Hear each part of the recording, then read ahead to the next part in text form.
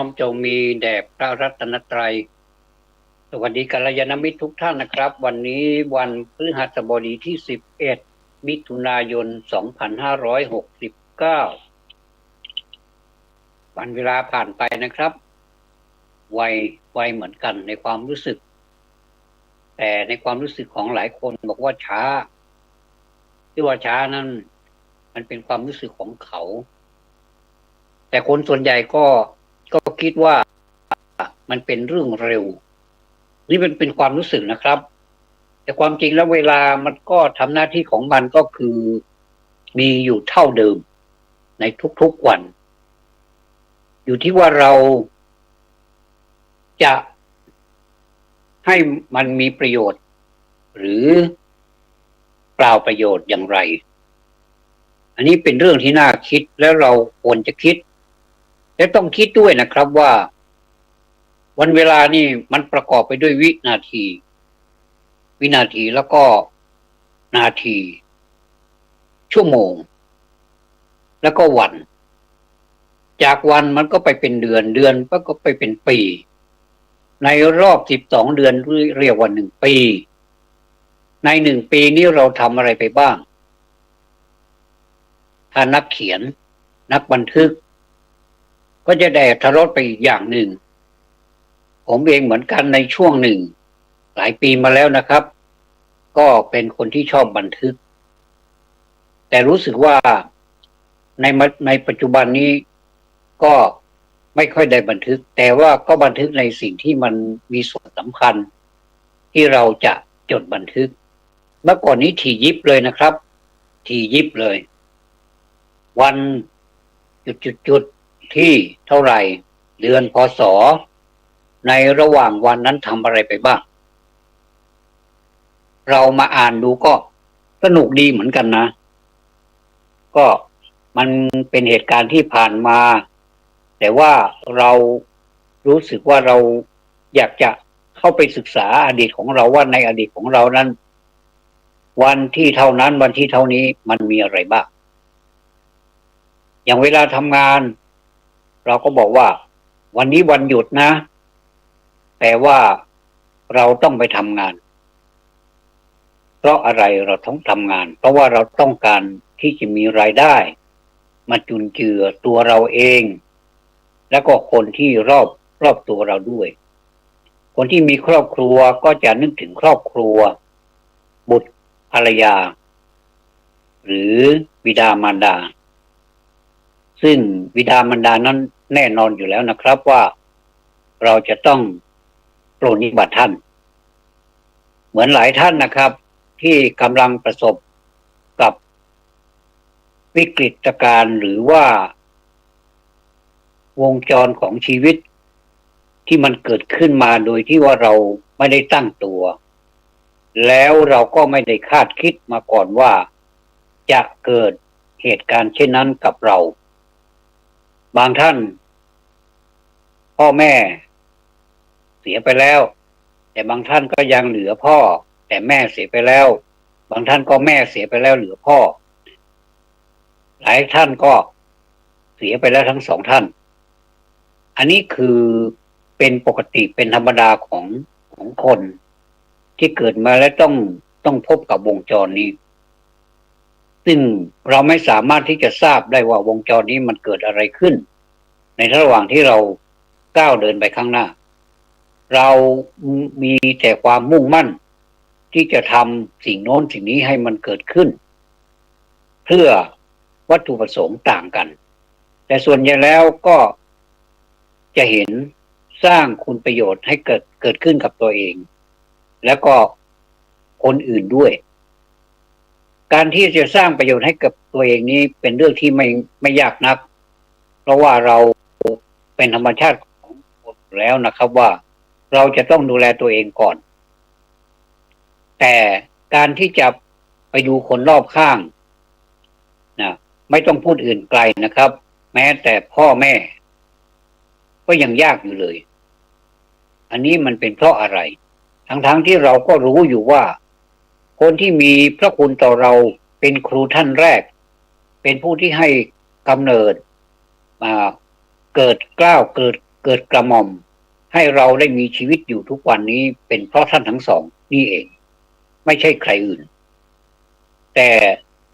เราก็มาสังเกตดูนะครับว่าสังคมนั้นยังดูแลหรือว่าปรนนิบัติ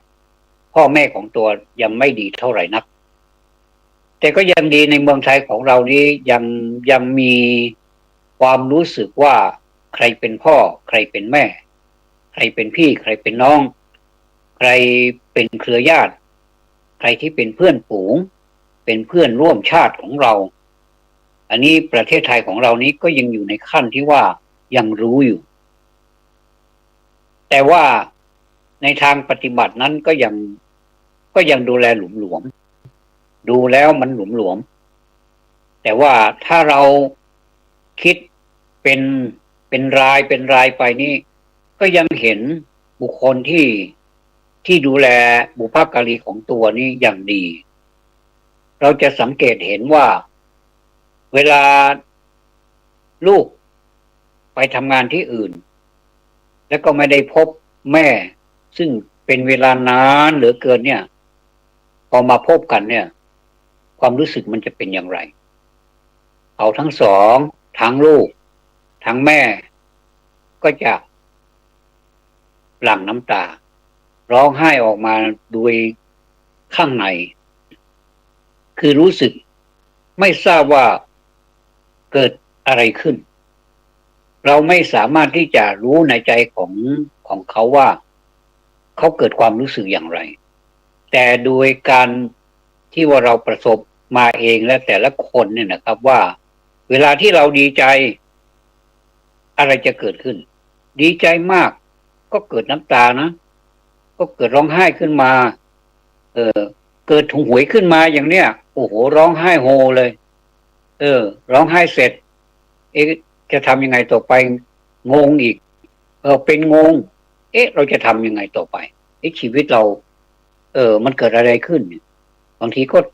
บางคนก็ตัวเบามันก็จะปลิวไปเลยมันจะปลิวไปกับสายลมเลยบางคนก็เกิดอาการแบบงงมากแล้วก็ทำอะไรไม่ถูกสั่นๆเพราะเราจะได้หยิบเงินล้านแล้วอะไรประมาณเนี้ยนะแต่ถ้าสมมุติว่าสิ่งที่เราสมมุติว่าเราถูกหวยแต่ว่ามันดันกลับกันอันนี้จากการที่ดีใจกับกลายเป็นความเศร้าโศกเสียใจหรือไม่ก็ขาดไปสักตัวหนึ่งแทนที่มันจะเป็นเลขที่เราของเราที่เรามีเนี่ยมันเกินหรือว่ามันลดไปอย่างเนี้ยอันนี้ก็น่าเสียใจก็คือความดีใจความเสียใจเนี่ยมันก็เกิดน้ำตาได้เหมือนกันพอๆกันนั่นแหละแต่ความดีใจเนี่ยมันเกิดขึ้นแล้วมันมีความรู้สึกว่าเหมือนกับลักษณะเหมือนกับคนที่ตายแล้วเกิดใหม่คือรู้อยู่ว่าตัวเองตายไปแล้วแต่เกิดมาใหม่ก็เหมือนใน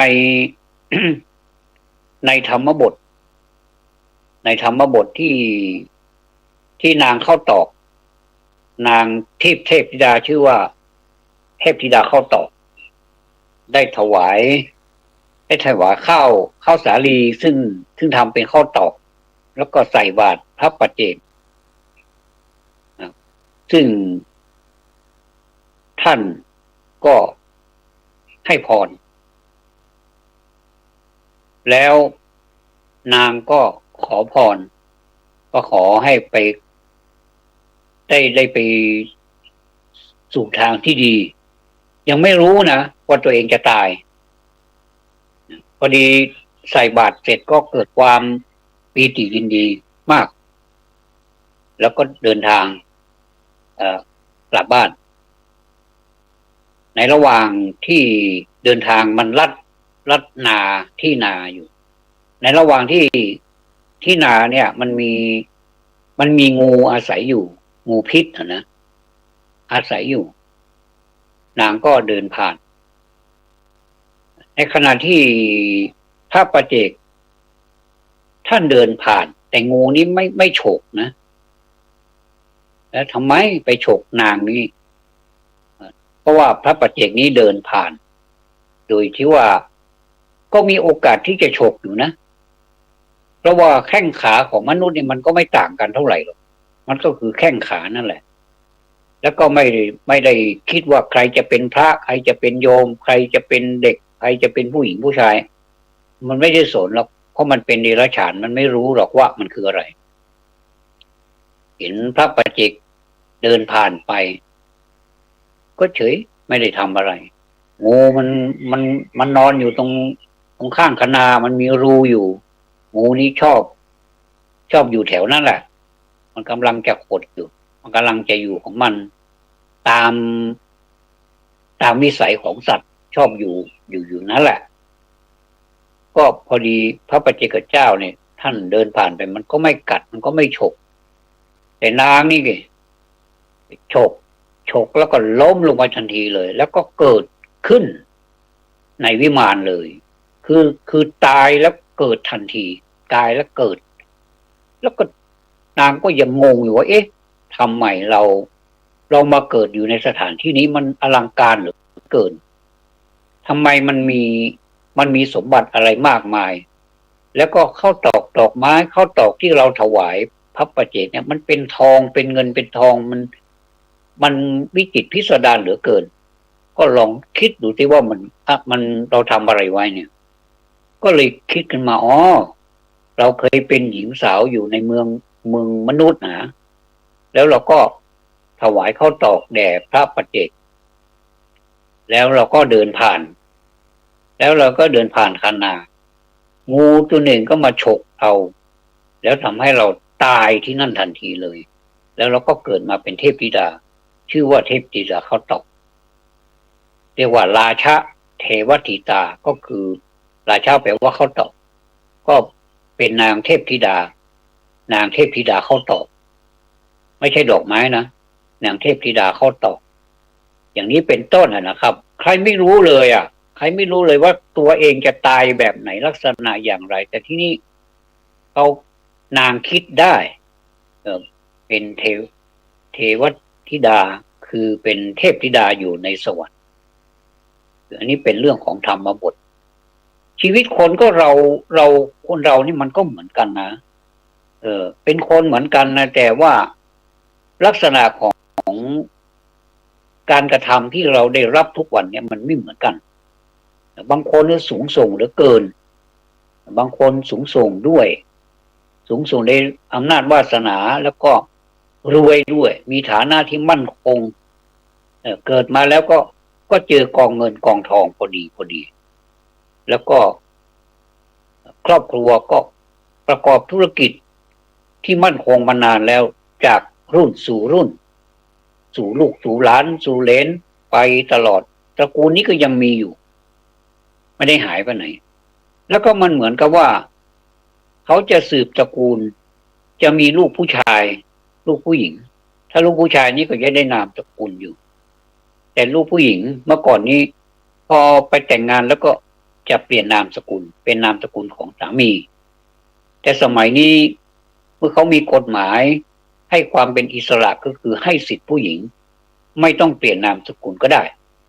เป็นนางสาวตลอดชีวิตก็ได้อย่างเงี้ยบางทีเราไปงานศพพอดีเป็นผู้ที่มีอายุมากหน่อยแต่ว่าเขาก็ยังใช้คำว่านางสาวอยู่ก็มีอันนี้ก็เป็นสิทธิ์ของเขาแต่สมัยก่อนนี่ถ้าผู้ใดได้ลูกผู้ชายแล้วเขาก็จะดีอกดีใจเพราะว่าจะสืบสกุลอย่างสมมุติว่าผมนามสกุลยงสวัสดิ์อย่างเนี้ยนะอันนี้สมมุตินะผมก็มีลูกชายอยู่ผมก็ยงสวัสดิ์1ยงสวัสดิ์2ซึ่งลูกชายผมก็มีหลายคนอย่างเนี้ยก็จะเป็นพี่เป็นน้องเป็นญาติก็จะโยงสวัสดิ์ไปเรื่อยๆแต่ถ้ามีผู้หญิงแล้วสมัยก่อนละคำว่าโยงสวัสดิ์ก็หายไปก็ไปใช้สามีใหม่ไปใช้นามสกุลใหม่กับสามีตามกฎหมายแต่สมัยนี้ก็ดีนะครับผมว่ามันก็ให้สิทธิเสรีภาพดีเหมือนกันก็เป็นความคิดที่ดี ที่ว่าใครก็ได้ใครอยากใช้นามสกุลอะไรก็ได้ไม่เป็นไรหรอกเพราะว่ามันเป็นสิทธิส่วนบุคคลนะครับนี้พูดถึงกฎหมายการใช้นามสกุลอย่างเนี้ยแล้วเขาก็เกิดมานะเขาเกิดมาเขาก็มีคุณสมบัติติดตัวมาก็คือเป็นผู้ที่สืบทายาทของพ่อแม่เขาซึ่งเป็นผู้มีฐานะร่ำรวยเนี่ยทีนี้เขาต้องการอะไรก็ได้ต้องการจะเรียนก็เรียนได้นอกจากจะไม่ขยันคือเรียนไปพอประมาณแล้วก็พ่อแม่ค้าขายก็ค้าขายเลยแต่ส่วนใหญ่แล้วผมก็เห็นทั้งเรียนด้วยเรียนก็เก่งอีกต่างหากเรียนก็เก่งเมื่อเรียนเก่งแล้วจบมาแล้วก็ไม่ไปไหนหรอกก็สืบบริษัทสืบธุรกิจของคุณพ่อคุณแม่นั่นแหละท่านไม่ให้ไปไหนหรอกก็เจริญซะด้วยสิก็มีทั้งความรู้มีทั้งตำแหน่งมีทั้งฐานะพอแต่งงานก็สมน้ำสมเนื้อลูกเกิดมาก็เป็นคนที่ว่าง่ายสอนง่ายอย่างเนี้ยดูแล้วมันดีไปหมดอย่างนี้เขาเรียกว่ามันเป็นบุญเหลือเกินเป็นกุศลอันสูงส่งผมก็เห็นคนแบบนี้นะเห็นในประเทศไทยของเรานี่ก็เห็นต่างประเทศก็มีนะแต่ว่าคนที่มันตรงข้ามกับที่กล่าวมาเนี่ยทำไมมันมีเวรมีกรรมมากกว่าเหลือเกินมากเหลือเกินอันนี้แหละเราควรจะมาคิดบ้างนะว่ามันคงจะมีสาเหตุอะไรสักอย่างซึ่งมันทำให้เราเป็นอย่างนั้นเป็นอย่างนี้เราไม่สำเร็จสักทีเกิดมาก็จนนะคุณสมบัติติดตัวมาคุณพ่อคุณแม่ก็จนอยู่แล้วเราก็สืบสกุลต่อคุณพ่อคุณแม่ไปก็เป็นคนจนแต่สมัยนี้ความจนน่ะมันสามารถกำหนดได้ว่าเราจะจนแค่นี้พอแล้วนะเราจะบายบายความจนแล้วนะเราไม่จนต่อไปอีกแล้วก็คิดขึ้นมาด้วยมันสมองของเขาแล้วก็พลิกวิกฤตให้เป็นโอกาสวิกฤตก็คือว่าจากการที่แต่งตัวมซจากการที่ไม่มีเพื่อนไม่มีฝูงไม่ติดต่อโลกภายนอกอย่างเนี้ยก็ปรับพฤติกรรมใหม่ให้ติดต่อโลกภายนอกแล้วจากการที่มีเพื่อนที่ไม่ทำให้เจริญก็พยายามมีเพื่อนที่เจริญก็คือกัลยาณมิตรกัลยานี่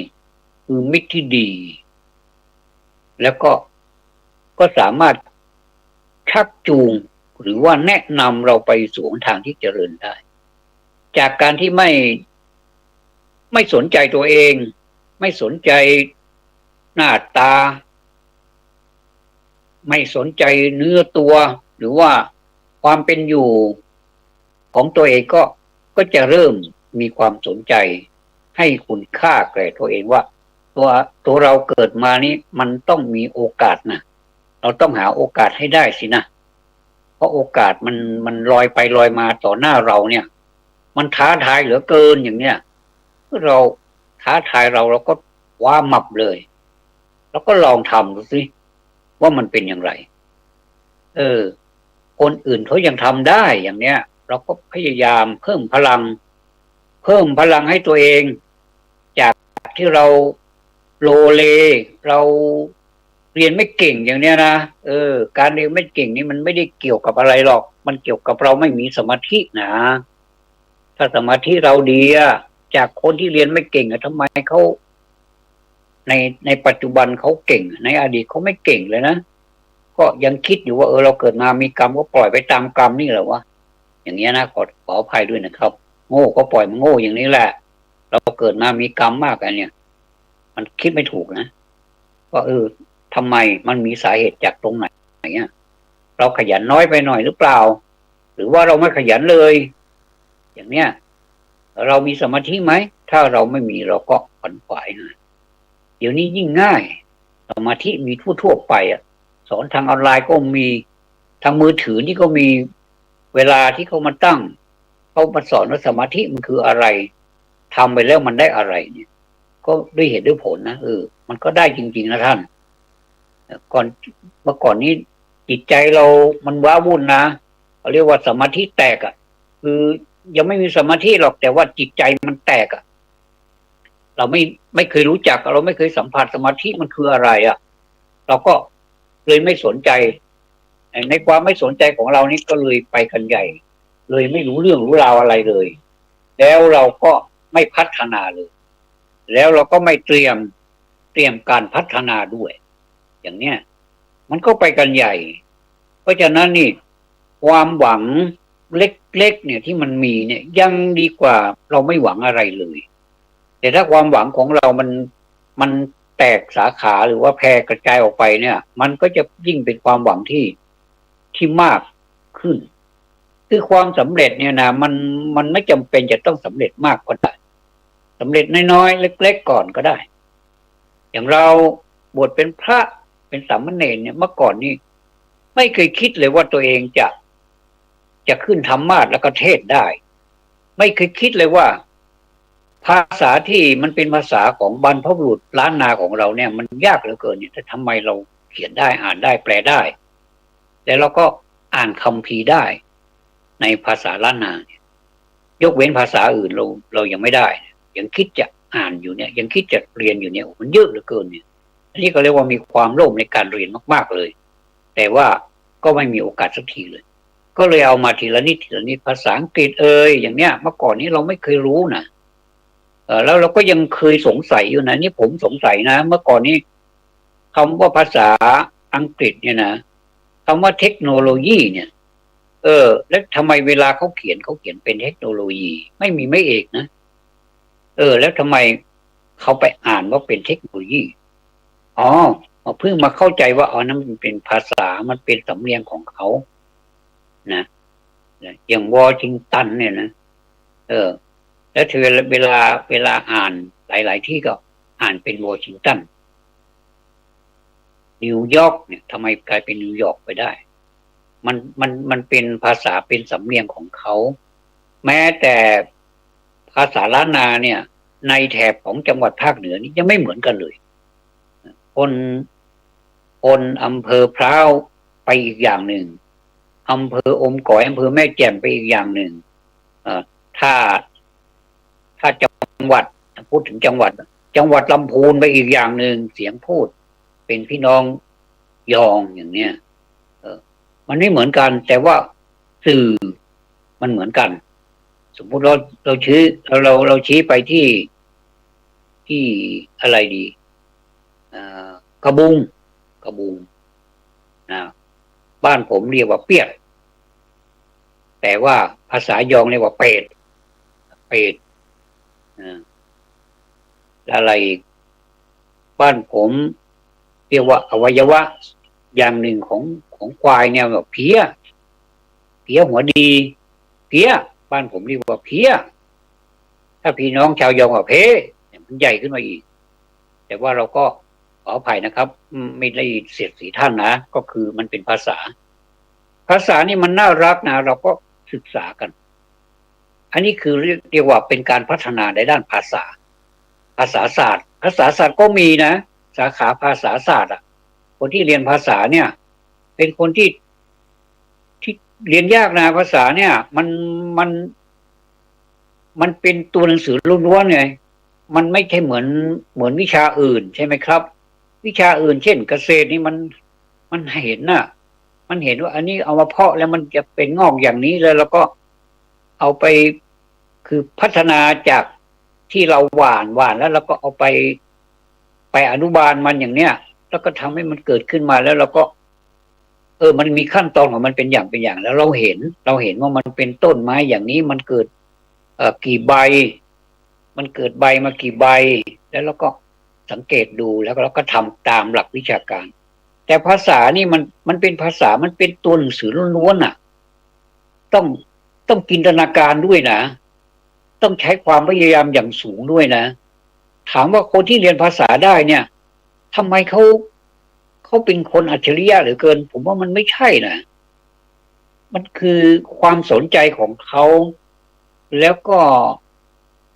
มันเป็นบุญเก่าด้วยหรือเปล่านะมันเป็นบุญเก่าด้วยหรือเปล่าที่ว่าทำค้างไว้แล้วทีนี้พอดีมันตายซะก่อนมันก็เลยเป็นห่วงว่าถ้าสมมุติเราตายไปแล้วไปเกิดชาติหน้าขอให้ได้เราได้สิ่งที่เรากำลังเรียนอยู่เนี่ยนะภาษาเนี่ยนะให้ได้นะมันก็เกิดมามันก็สนใจอย่างพระเนนสมัยก่อนนี่นะครับเวลาที่จะบวชเนี่ยเขาเรียกว่าบ้านผมเรียกขยมไม่ว่าจะเป็นขยมเล็กขยมใหญ่เด็กวัดนี่แหละเขาเรียกว่าขยม ขออภัยครับเด็กวัดนี่เรียกว่าขยมดื่มน้ำสักหน่อยก็ดีเหมือนกันนะครับเด็กวัดเรียกว่าขยมถ้าเป็นขยมโตหน่อยเขาเรียกว่าขยมโค้งนะครับแล้วถ้าเป็นภาคกลางเขาเรียกว่าเด็กวัดโตเด็กโตถ้าเด็กวัดเล็กๆหน่อยก็เด็กเล็กเด็กวัดนี่จะมีทั้งตัวเล็กทั้งตัวกลางทั้งตัวโตมารวมกันลูกใครก็ไม่รู้มาอยู่ที่วัดบางคนก็เกเรเก่งมาเล็กเหลือเกินคือประมาณว่าตัดหางปล่อยวัดประมาณนี้แต่ผมไม่ได้โดนตัดหางนะผมอธิษฐานผมตั้งใจจะไปอยู่เลยเหล่าวัดอะไม่ได้โดนตัดหางอย่างที่โบราณเขาว่าตัดหางปล่อยวัดเลยเนี่ยแสดงว่าตัดหางปล่อยวัดนี้ในความหมายนั่นก็คือปล่อยมันไปเลยไม่ได้สนใจอะไรมันเลยก็ในที่สุดมาไม่มีที่พึ่งก็ไปอยู่วัดในที่สุดมาเขาก็เป็นคนที่ดีขึ้นมาเพราะท่านพระคุณเจ้าหรือว่าภิกษุสามเณรที่ท่านอยู่ในวัดท่านก็สั่งสอนกล่อมเกลี้ยงเลี้ยงดู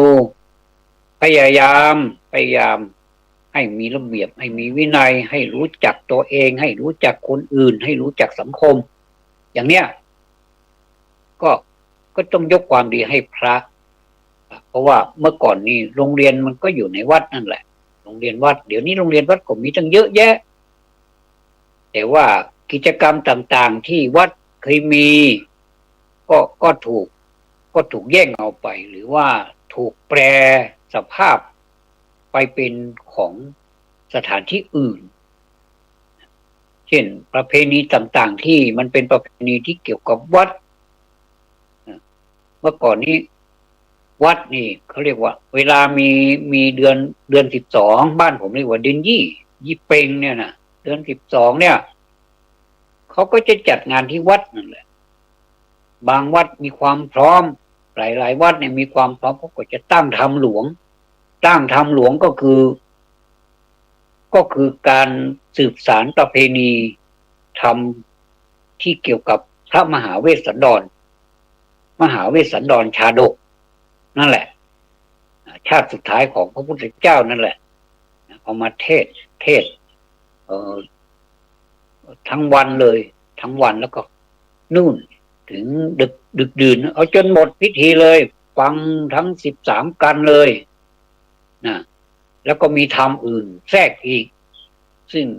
ใครทนได้ก็ทนไปส่วนมากคนก็ไม่ไปไหนแล้วก็นั่งฟังนอนฟังยืนฟัง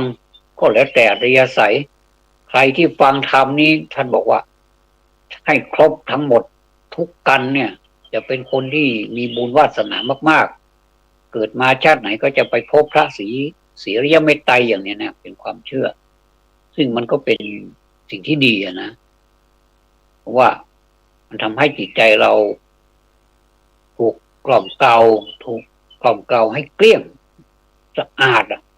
จิตใจสะอาดฟังธรรมแต่สมัยนี้ไม่ถึงขั้นที่ว่าขนาดนั้นแล้วสมัยก่อนนี่เอาจนหมดเลยนะท่าน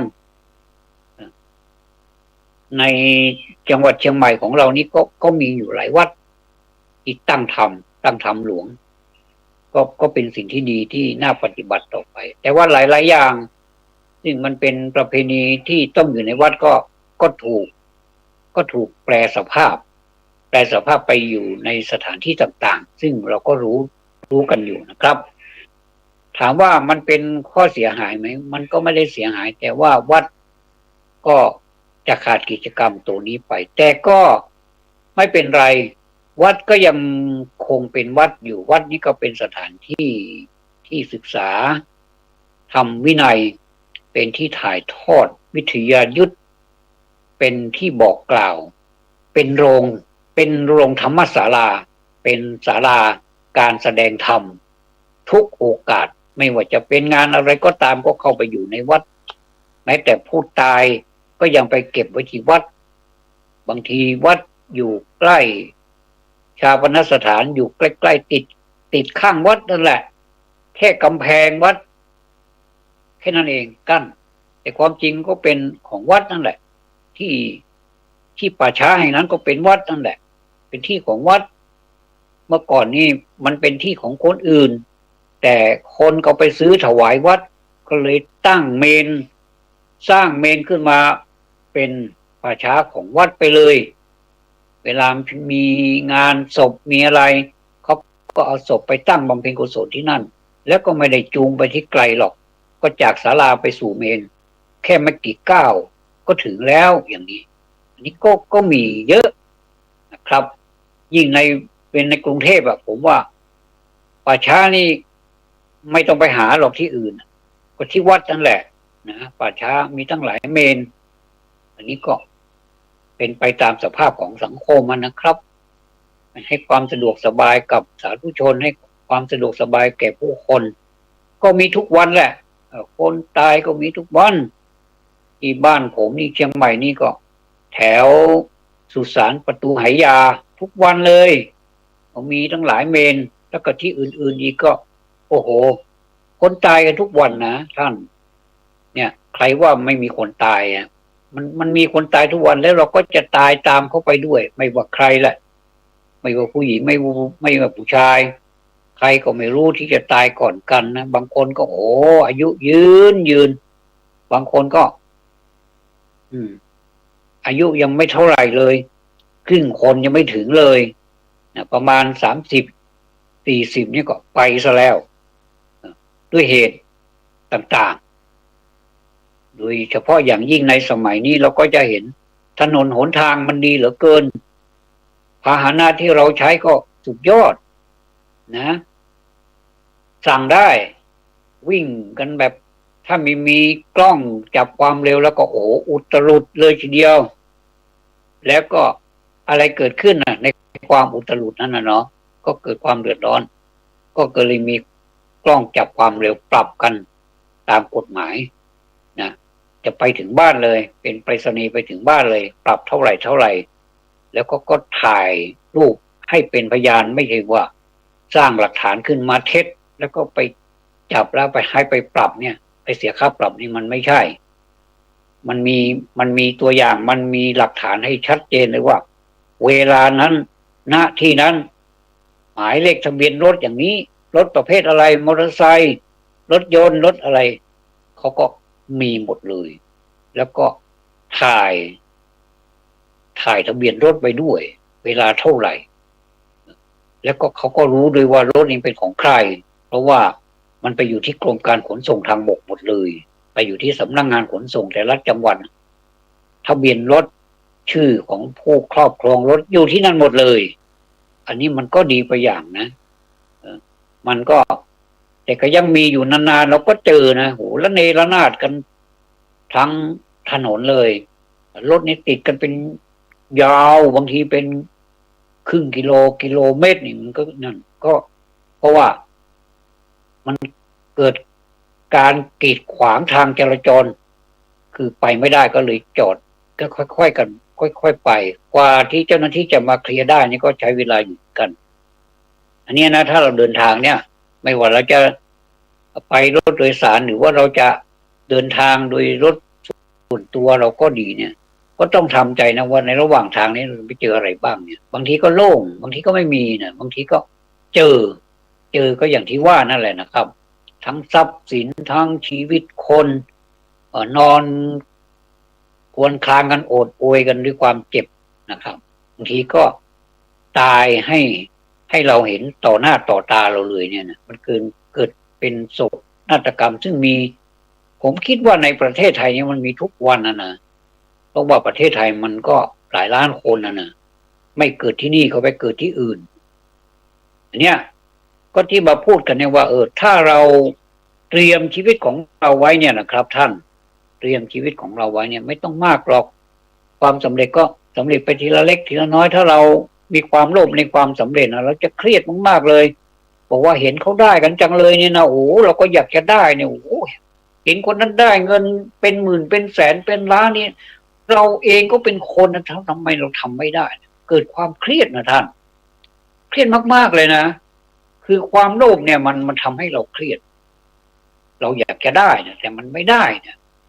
ทำไมเราต้องมาทำร้ายตัวเองด้วยและทำไมต้องมาต้องมาข่มต้องมาพยายามเค้นความสามารถของตัวเองเนี่ยซึ่งท่านพูดว่าในบารมีนะในบารมีนะถ้ามันจะมีวิริยะบารมีอยู่ด้วยเรียกว่าวิริยะบารมีก็คือความเพียรมันเป็นบารมีอย่างหนึ่งในบารมี10เนี่ยวิริยะบารมีเนี่ยมันท่านบอกไว้แล้วเนาะต้องเพียรพยายามไปใช้สติใช้ความเพียรเดินทางไปให้มันสม่ำเสมอแล้วมันก็จะไปถึงเองแต่ถ้าเวลาไหนที่มันเป็นโอกาสที่มันหยิบฉวยขึ้นมาได้แล้วมันเป็นโอกาสก็เรียกว่าน้ำขึ้นแล้วรีบตักเนี่ยก็รีบไม่ใช่ว่าไปเนิบ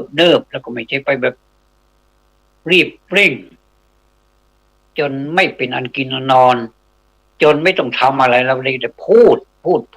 แล้วก็ไม่ต้องทำงานอะไรเนี่ยมันก็ไม่ได้อะไรมันต้องแบ่งเวลาว่าเวลานี้เป็นเวลาที่เราจะเรียนนะเราจะเข้าชั้นเรียนแล้วเราก็ฟังแล้วเราก็จดแล้วเราก็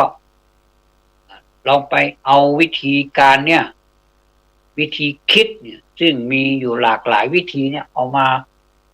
าเป็นวิธีการก็มาแยกออกมาเป็นอย่างอันนี้เหมาะกับจริตของเราไหมเราจะทำอย่างนี้มันจะได้ในเวลาไหนแล้วก็รู้จักประเมินด้วยนะ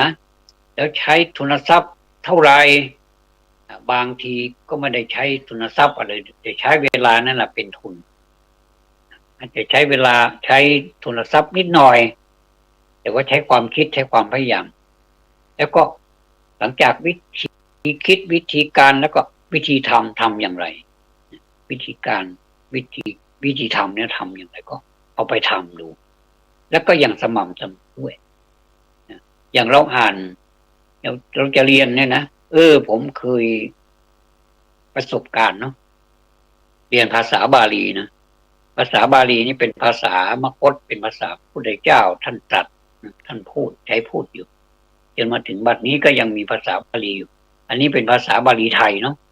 จะเขียนเป็นภาษาไทยแต่ว่าอ่านเป็นภาษาบาลีแล้วก็มาแปลเป็นภาษาไทยอันนี้ผมยินดีนะผมชื่นชมท่านที่จบปริญญาธรรมทั้งหลายเนี่ยไม่ว่าจะเป็นสามเณรก็ดีจะเป็นพระภิกษุก็ดีเนี่ยท่านสุดยอดมากเลยนะว่าทำไมท่านก็เป็นคนอย่างเรานี้ทำไมท่านเรียนได้นะเราก็ไม่ได้ผิดปกติอะไรนะเราก็เรียนได้เนาะก็ท่องจำเหมือนท่านได้เนาะแต่ว่าความสม่ำเสมอเรามันไม่มีคือความว้าวุ่น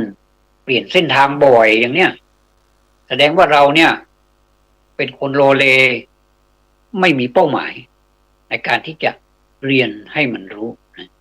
แต่ก็มารู้มาระดับหนึ่งแต่เราก็ไม่ไปไหนสักทีหนึ่งคิดว่าถ้าเราทำจริงนะท่านไม่ว่าจะเป็นอะไรนะครับไม่ต้องไปพูดถึงภาษาบาลีนะผมว่ามันไกลไปเอาแค่เราทำสวนหลังบ้านนี้ก็ได้ว่าโอ้ย่ามันขึ้นเยอะเหลือเกินเนี่ยถ้าเราไม่มีความอดทนเราไม่มีความคิดเราจะถางหญ้าอย่างไรแบบไหนอย่างไรเนี่ยเราจะใช้วิธีถางหญ้าไปเลยหรือใช้จอบนี่นะเลยได้ไหมให้มันเหลือแต่ดินแล้วเราก็จะยกร่องแล้วเราก็จะทำสวนหลังบ้านเราเนี่ยดีไหมหรือว่าเราจะตัดหญ้าให้มันสั้นๆแล้วเราก็ใช้วิธีการ ทำสวนแบบสวยงามเป็นคล้ายๆกับว่าหลังบ้านเราเนี่ยเป็นเป็นเลขาคณิตไปเลยอ่ะเป็นรูปเลขาอันไหนที่เป็นวงกลมมันก็ทำวงกลมอันไหนเป็นสี่เหลี่ยมเป็นสามเหลี่ยมแล้วก็ทำไปเนี่ยเราดูแล้วมันก็สวยไอ้ตอนที่เราจะทำนั่นน่ะโอ้ยุงแมลงสัตว์กัดต่อยสารพัดอยู่ในสวนเราเนี่ยมันรบกวนเราเหลือเกินเนี่ยเราจะทนได้ไหมเราจะมีวิธีการแบบไหนเราจะใช้ยากันยุงเราจะสูงไฟดีไหมถ้าสูงไฟนี่มันก็เกี่ยวกับทางเดินหายใจเราอีกนะเราก็ต้องยังไง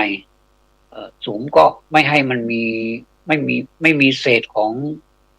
ยางไม่มีเศษของพลาสติกขวดโฟมอะไรเนี่ยประมาณเนี้ยนะก็มันจะได้ไม่มีกลิ่นแต่ว่าเอาควันมันอย่างเดียวเนี่ยก็พอได้แต่เราต้องระมัดระวังตัวเองด้วยนะแล้วก็ต้องจมูกเราก็อย่าให้มันไปสูบควันให้มันมากอันนี้ก็เรียกว่าเป็นวิธีการเตรียมการในขั้นตอนของการเตรียมการคือคิดเราคิดแล้ววิธีการของเราแล้วก็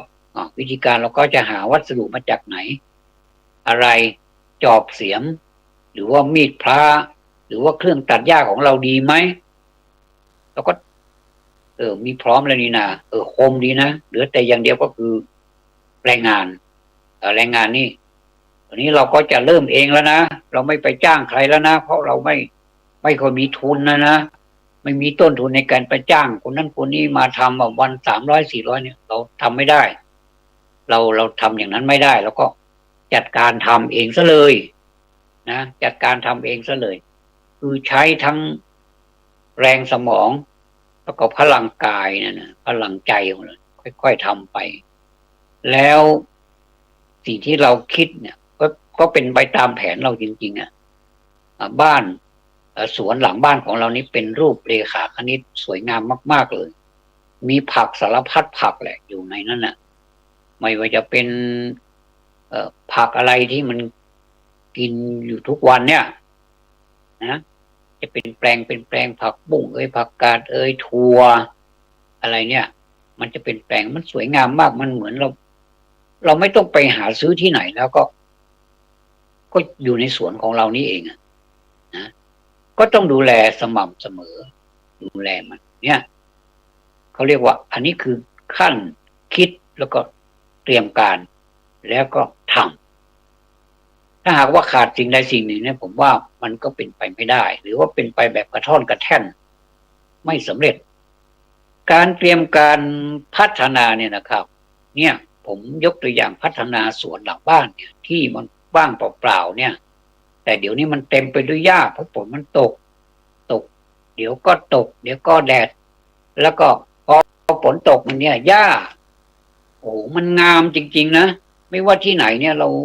าแบบเราลำบากใจมากเลยถ้าหน้าฝนเนี่ยหน้าฟ้าหน้าฝนเนี่ยหญ้ามันขึ้นเต็มไปหมดเลยเนาะแล้วมันขึ้นเต็มไปหมดแล้วมันไม่บรรยะบรรยังเลยนะมันก็สวยงามเจริญงอกงามเหลือเกินนะเขียวไปหมดเลยแต่ความเขียวของมันนี่มันท้าทายเราเหลือเกินนะว่าเดี๋ยวเถอะเดี๋ยวฉันจะให้หญ้าเนี่ยมันกลายเป็นสวนแต่ว่าแรงที่เรามีเนี่ยมันก็ต้องแบบเราต้องแข็งแรงพอสมควรนะเราต้องดูแลตัวเองเราต้องกินข้าวเราต้องกินข้าวเป็นมื้อไม่ใช่ว่าอดข้าวอดมื้อกินมื้ออาหารก็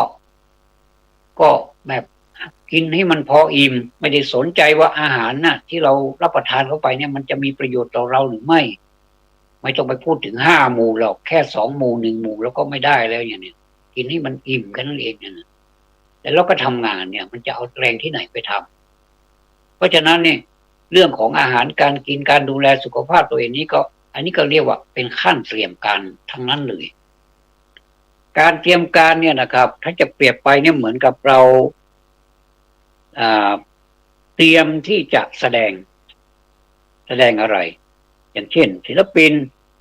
เขาจะไปแสดงลิเกเขาแสดงละครแสดงหนังภาพยนตร์นี่แหละหรือว่าทำอะไรเนี่ยนะเขาต้องซ้อมก่อนเขาจะต้องเตรียมการก่อนว่ามีเสื้อผ้ามีอะไรที่สำหรับการแสดงนี่ครบไหมอย่างไรแล้วก็เขาฝึกมาหรือยังฝึกร้องเพ เพลงลิเกมาหรือยังลิเกนี่ไม่ร้องธรรมดานะจะใช้ตุ้มเสียงต้องไพเราะเสียงต้องกังวานเสียงต้องมีเสน่ห์นะอย่างนี้อันนี้เหมาะสำหรับพระเอกเขาก็จะเสียงพระเอกที่แบบเด็ดขาดนุ่มนวลกิริยามารยาทหรือว่าความพร้อมในการเป็นพระเอกนะมันมีคุณสมบัติของมันเนี่ยเขาเนี่ยเรียกว่ามอบให้พระเอกไปส่วนนางเอกก็อ่อนหวานนะมีความเป็นกุลสตรีนะอ่อนน้อมถ่อมตนอะไรเนี่ยเขาเรียกว่าอันเนี้ยเขาเรียกว่าเรียบร้อยเป็นคนที่เรียบร้อยพระเอกนางเอกมาเจอกันเขาก็รักกันเขาก็ปิ๊งกันอย่างเนี้ยอันนี้คือในเนื้อเรื่องของลิเกส่วนผู้เป็นนางร้ายเป็นผู้ร้ายเขาก็จะตามแบบฉบับของเขาอันนี้เป็นการแสดงนะมันไม่ใช่เรื่องจริงแต่เราเวลาคนไปดูแล้วมันอินเนอร์เข้าไปด้วยมันเขาเรียกว่าเอาไปจับว่าตัวเองนี้เป็นพระเอกตัวเองนี้เป็นนางเอกแล้วก็เกิดการเครียดแค้นขึ้นมาหน้าเวทีนั่นแหละหน้าโรงลิเกนั่นแหละว่าเกลียดมันจริงๆเนี่ยบางทีมันเป็นการแสดงของเขาเนี่ยแสดงว่าการแสดงเนี่ยเข้าถึงใจของคนดูนี่ก็เรียกว่าการเตรียมการพัฒนาเนี่ยต้องพัฒนาการที่ว่าร้องเพลงเก่งร้องเพลงได้ร้องเพลงเป็นสามารถที่จะพลิกแพลงสถานการณ์หน้างานเนื้องานหน้างานนั้นมันเป็นอย่างนี้ควรจะพลิกอย่างไรบางทีมันเป็นไปตามบทแต่ว่าพอดีมันมีอะไรเข้ามาแทรกเนี่ยเขาก็จะต้องพลิกสถานการณ์ในขณะนั้นได้เลยเหมือนกับช่างซอบ้านผมมีช่างซอนะมีปี่มีเรียกว่าแนนะบ้านผมเรียกว่าแนแล้วก็มีซึงมีอะไรที่ว่าซอนี่มันต้องมีช่างแหนช่างปีแล้วก็ซอนี่เวลาเขาจะซอเรื่องอะไรเนี่ยเขาไม่ดูไม่มีสคริปต์นะเขาก็จะดูไปรอบๆบอกว่าเนี่ยมาในงานอะไรเนี่ยมาในงานมาในงานประเพณีส่งน้ำพระธาตุอย่างเนี้ยเนาะหรือว่ามาในงานอุปสมบทเจ้าภาพก็จะมีรายชื่อให้ผู้อุปสมบทเป็นลูกเต้าเหล่าใครเป็นมีอายุเท่าไหร่อย่างเนี้ยแล้วก็อยู่บ้านอะไรแล้วจะอยู่วัดอะไรบวชแล้วจะทำอะไรอย่างเนี้ยนะทั้งสองเขาจะต้องมีข้อมูลทั้งหมดละแต่ข้อมูลเหล่านี้เขาก็จะยื่นให้ช่างสอก็จะสอบไปตามลำดับผู้ใหญ่บ้านชื่ออะไรนี้เขาก็ต้องขอหมดเลยว่าบ้านนี้เป็นบ้านเลขที่อะไรวัดอะไรอย่างเนี้ยเดี๋ยวช่างสอเขาก็หน้างานของเขานี่เขารู้นะว่าจะสอบแบบไหนอย่างไรให้เกิดความคลึกคลื้นแล้วก็เกิดความรู้ไปด้วยการสอนี่เป็นการขับขานเพื่อสรรเสริญหรือว่ายกย่องให้เกียรติผู้ที่ฟังด้วยเนาะให้เกียรติเจ้าภาพเป็นการด้นสดนะครับเป็นการด้นสดทั้งช่างซอผู้หญิงช่างซอผู้ชายเขาก็จะด้นสดเวลานั้นควรจะซอแบบไหนเวลานั้นควรจะซอแบบไหนประวัติของผู้บวชนี่เป็นอย่างไรก็จะคับกันไปแล้วก็สนุกสนานด้วยเฮฮาด้วยแล้วก็เป็นคติเตือนใจด้วยอย่างเงี้ยดีไปหมดเลยนะครับลิเกก็เหมือนกันบทเศร้าได้บทสนุกสนานได้บทตลกโปกฮาก็เขาก็จะมีที่ตลกไม่ได้แต่งเนื้อแต่งตัวอะไรมากมายหรอกแค่ออกมาหน้าเวทีนี้เราก็รู้แล้วว่าอันนี้คือตลกล่ะไม่ได้แต่งตัวเหมือนชาวบ้านไม่ได้แต่งตัวเป็นลิเกของเป็นเหมือนกับนางเอกพระเอกหรือผู้ร้ายอะไรทั้งสิ้นเนี่ยเขาก็จะออกมาในมุกตลกของเขานี่ก็เรียกว่าการเตรียมการเล่นละครการเล่นลิเกละครนี่ก็แสดงยากเหมือนกันนะถ้าไม่เข้าถึงอารมณ์ของคนแล้วก็เดี๋ยวเขาก็ย้ายห้องแล้วก็ย้ายสถานีย้ายไปที่อื่นเพราะมันมีมากมายเหลือเกินนะสมัยเนี้ยแสดงละครนี่นะมันมีหลายสถานีหลายช่องที่สามารถที่จะเลือกดูได้เนี่ยครับ อันนี้ก็เป็นการแสดงทางนั้นเลยเอ่อพูดถึงการเตรียมการพัฒนาเนี่ยมันยากไหมมันก็จุกจิกอยู่นามันจะต้องเตรียมการอย่างแบบเราจะสำเร็จขนาดไหนล่ะเราจะเอาแค่นี้ไหมสมมติว่าผมพูดถึงสวนเนี่ยผมจะเอาสำเร็จแต่ในบ้านของผมแค่นั้นเองไม่ได้ไปทำเงินเป็นธุรกิจอย่างอื่นเราก็จะสนใจอยู่แต่ในพื้นที่หรือว่าเนื้อที่หลังบ้านของเราเท่านั้นเองลองทำดูสิถ้ามันสำเร็จแล้วอาจจะเป็นธุรกิจก็ได้คนอื่นนะเขามาดูแล้วโอ้บ้านหลังนี้นอกจากบ้านมันสวยและสะอาดเนาะเจ้าบ้านก็พูดดีเนาะไปดูหลังบ้านอีกโอ้หลังบ้านเป็นรูปเรขาคณิตมันเหมือนสวรรค์น่ะไปดูแล้วเราชื่นใจเขาทำได้ยังไงเนาะอย่างเงี้ยเขาอาจจะว่าจ้างเราไปทำที่บ้านของเขาก็ได้อันนี้ก็เรียกว่าเกิดรายได้ขึ้นมาแล้วล่ะอันนี้ก็เรียกว่าทำให้เป็นตัวอย่างทำให้ดูนะแล้วเราจะทำอย่างไรกว่าที่เราจะมาได้รูปเรขาคณิตในหลังบ้านของเราเนี่ยให้มันสวยแบบนี้ได้เราต้องไปเรียนนะเราต้องดูเราต้องศึกษาดูว่าวิธีการทำสวนนะอย่างนี้สวนหย่อมทำอย่างนี้น้ำตกสะพานทำอย่างไรให้มันสวยคนดูแล้วมันก็เตะตาเตะใจกันนี่เตะตาแล้วก็ไปรู้สึกที่ใจนะโอ้รักเหลือเกินเนาะจากที่เป็นที่เปล่าๆหรือว่ารกร้างเนี่ยทำให้เป็นสวรรค์ขึ้นมาหลังบ้านได้นี่ก็ไม่ใช่ธรรมดาแล้วนะเนี่ยถ้าเราอันนี้ก็เรียกว่าคิดเล็กๆคิดแค่หลังบ้านตัวเองแค่นั้นเองแต่ว่าถ้าคิดใหญ่ล่ะคิดใหญ่เราก็ต้องไปศึกษาให้เป็นกิจลักษณะบ้านผมเรียกว่าเป็นจ๊ะเป็นหน้าให้เป็นจ๊ะเป็นหน้าให้เป็นกิจลักษณะซะก่อนว่าเราไปเรียนมาแล้วเนี่ยเราต้องการทำงานด้านนี้นะถ้าคนมันรักมันก็จะเรียนให้จบแหละแล้วมันก็ตั้งใจเรียนนะเขามีอะไรครูสอนแบบไหนอาจารย์เขาแนะนำอย่างไรให้ฝึกปฏิบัติอย่างไรนี่ก็ทำหมดด้วยความเต็มใจด้วยความเคารพครูบาอาจารย์อย่างเนี้ยไม่นานเขาก็ทำได้เรียนไปด้วยทำไปด้วยเรียนไปด้วยทำไปด้วยเดี๋ยวมันก็เกิดความชำนาญขึ้นมาทุกอย่างนี้มันเกิดจากการเรียนนะท่านถ้าเราไม่ศึกษาเราเรียนเนี่ยมันจะรู้ได้อย่างไรเนาะเพราะมันมีการเรียนเนี่ยมันเป็นศาสตร์นะมันเป็นศาสตร์แล้วมันเป็นศิลป์ด้วยนะถ้าหากว่าเรียนไปให้มันจบไปอย่างนั้นแหละเรียนให้มันเขาบังคับไปเรียนพ่อแม่บังคับไปเรียนตั้งแต่อนุบาลมาป .1 ป .2 ป .3 ป .4 ป .5 ป .6 ขออภัยครับสมัยก่อนมีป .7 ด้วยสมัยนี้ไม่มีละป .6 ยกเลิกไปแล้วเนี่ยแล้วก็ขึ้นม.อีกยังไม่พอนะถ้าพ่อแม่มีเงินส่งอีกก็ให้เรียนมหาวิทยาลัยก็เรียนไปอย่างนั้นแหละก็มันออกมาแล้วก็ไม่ได้ทำอะไรเลยผมว่ามันก็เสียเวลามันต้องมีเป้าหมายนะว่าเรียนไปนั่นแล้วมันเป็นยังไงเรียนไปแล้วให้มาเป็นให้เป็นกิจลักษณะแล้วก็ให้มาทำงานได้ให้สามารถทำงานได้อย่างเนี้ยเขาถึงเรียนไม่ใช่ว่าไปเรียนตามเขาไปเขาเรียนอย่างนี้แล้วก็เรียนก็ได้ปริญญามาแล้วก็ไม่ได้ทำอะไรนี่ก็รู้สึกว่ามันก็ดีนะแต่ว่ารู้สึกว่ามันไม่ได้ทำอะไรเสียเวลาตรงนั้นแทนที่จะ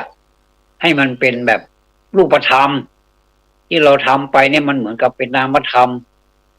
ให้เป็นชื่อเสียงนะให้เป็นชื่อเสียงมันก็ดีถ้ามีโอกาสก็เชิญเลยเรียนการเรียนนี่มันไม่ได้ปิดกั้นนะขอให้เรียนเถอะขอให้เรียนจริงๆแล้วให้มันจบจริงๆเถอะแต่ว่าถ้าเรียนไปด้วยทำงานไปด้วยเนี่ยมันได้เปรียบเนาะมันไม่เสียเวลา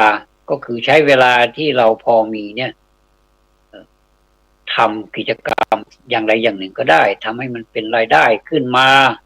แล้วก็เราเอารายได้เนี่ยสามารถที่จะไปส่งเป็นค่าเล่าเรียนได้เหมือนกันบางคนนี่นะ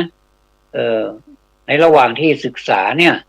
ไม่ได้ใช้เงินพ่อแม่เลยนะใช้เงินตัวเองเนี่ยเด็กอะไรเนาะ เป็นเด็กเป็นเล็กนี่ทำไมมีมีเงินมีตังค์ส่งค่าเล่าเรียนได้ค่าเทอมนี่ก็ไม่ใช่น้อยๆนะ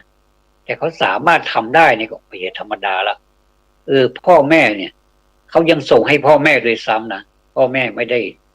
ไม่ได้ยุ่งอะไรกันกับไอ้ค่าเทอมค่านั่นค่านี่ยังไม่พอเนี่ยส่งตังค์ให้พ่อแม่ต่างหากเขาเอามาจากไหนก็ทำงานไปด้วยนั่นแหละสมัยนี้นะเขาไม่เรียนอย่างเดียวละเขาจะเรียนด้วยทำงานด้วยมันมีเวลาว่างอยู่นะก็ไปคิดเอาก็แล้วกันว่ามันเป็นงานอะไรสามารถทำได้ขนาดไหนแล้วก็เราก็วางเป้าไว้ว่าเป้าเล็กเป้ากลางเป้าใหญ่อยู่ตรงไหนให้มันเหมาะกับจริตของเราว่าเราควรจะทำอย่างไรเพราะว่ามันแต่ละงานแต่ละธุรกิจแต่ละหน้าที่เนี่ยมันจะให้เหมือนกันหมดเนี่ยความชอบของคนมันไม่เหมือนกันนะครับอย่างดอกชนิดหนึ่งเนี่ยบางคนเนี่ยชอบดมดอกกระดังงาบางคนชอบดอกกุหลาบบางคนชอบดอกมะลิแต่ว่าหลายคนก็ไม่ค่อยชอบกลิ่นเหล่านี้นะเขาไปชอบกลิ่นดอกอื่นๆมันไม่เหมือนกันเพราะฉะนั้นต้องดูตัวเองด้วยว่าตัวเองนั้นจริตของตัวเองนั้นมันชอบแบบไหนอย่างไรอย่างผมจะไปเรียนเป็นทนายเนี่ยผมทำไม่ได้เพราะผมไม่ค่อยสู้กับคนไม่ชอบไปเถียงกับใครไปเป็นทนายนี่ไม่ได้แต่ถ้าเป็นพิธีกรนี่พอไปได้อยู่แต่ถ้าจะพูดถ้าจะเรียกสื่อสารอย่างเนี้ยพอไปได้แต่ก็ไม่เก่งนะครับก็ทนฟังเอาหน่อยว่าผมพูดไปเนี่ยผมก็พูดไปเรื่อยเปื่อยไปเรื่อยๆคือคิดอะไรขึ้นมาก็พูดทันทีเลยอย่างเนี้ยจะมาจับต้นชนปลายนี่มันไม่ได้มันต้องบันทึกเอาเพราะว่าผมนี่ก็เป็นนิสัยแบบนี้อยู่แล้วเวลาผมฟังอะไรเนี่ยผมก็จดไปเรื่อยๆแล้วผมก็ฟังผู้พูดบางทีถ้าเราจดไปเรื่อยๆเนี่ยเราก็ใช้สมาธิไปด้วยนะเรารู้เลยว่าผู้พูดนี้เปลี่ยนเรื่องแล้วล่ะเปลี่ยนเรื่องที่พูดแล้วล่ะแต่ถ้าเราฟังไปเรื่อยๆแล้วเราไม่โดยที่ว่าเราไม่ได้สนใจเราไม่รู้เลยนะว่าเขาเปลี่ยนเรื่องเพิ่งเปลี่ยนเมื่อกี้นี่เองเมื่อกี้นี้เขายังพูดเรื่องนี้อยู่เลยแต่พออีกสักพักหนึ่งเขาพูดเรื่องอื่นเนี่ยถ้าเราไม่สนใจเราจะไม่รู้เลยเรานึกว่าเป็นเรื่องเดียวกันไหนได้กลายเป็นหลายเรื่องบางท่านเนี่ยเป็นนักพูดนะผมฟังนักพูดบ่อยๆเหมือนกันเชิญไปพูดเนี่ยท่านพูดได้ตั้ง4-5 เรื่องเนี่ยในชั่วโมงเดียวกันเนี่ยแล้วก็ทำให้4-5 เรื่องนี้มาติดมาปฏิปต่อเอามารวมกันนี่เป็นเนื้อเรื่องเดียวกันเนี่ยเก่งมากๆเลยนักพูดเมืองไทยนะหลายท่านนะผมชื่นชมทั้งนักพูดรุ่นเก่ากึกมากแล้วก็นักพูดรุ่นกลางๆแล้วก็นักพูดรุ่นใหม่ก็เก่งๆแล้วก็พิธีกรสัมภาษณ์เนี่ยไม่ว่าจะเป็นภาษาต่างประเทศอะไรเขารู้กันนะเขาสัมภาษณ์คนที่มาให้การสัมภาษณ์นี่มาให้ความรู้เนี่ยเขาก็เก่งนะก็เป็นแบบเขาสื่อสารภาษาอังกฤษเนี่ยเป็นว่าเล่นเลยเนี่ยเราก็ฟังแล้วก็อ้าปากค้างภาษานี่มันยากนะทำไมเขาพูดได้แล้วเราก็แปลไม่ออกแต่ว่าเราก็พอแกล้มไปด้วยนะไปได้นะว่า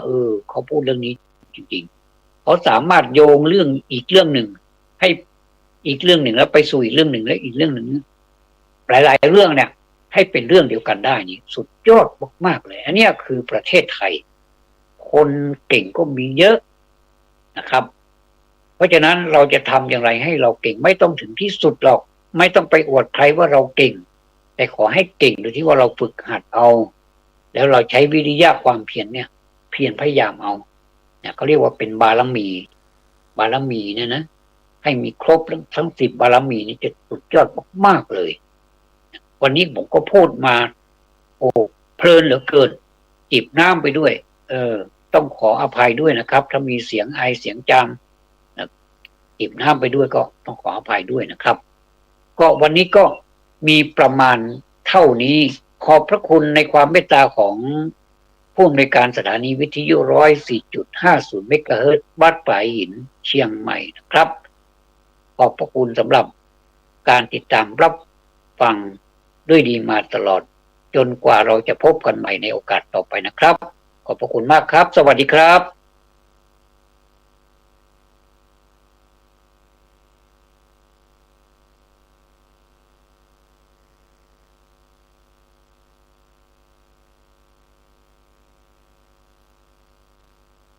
สมควร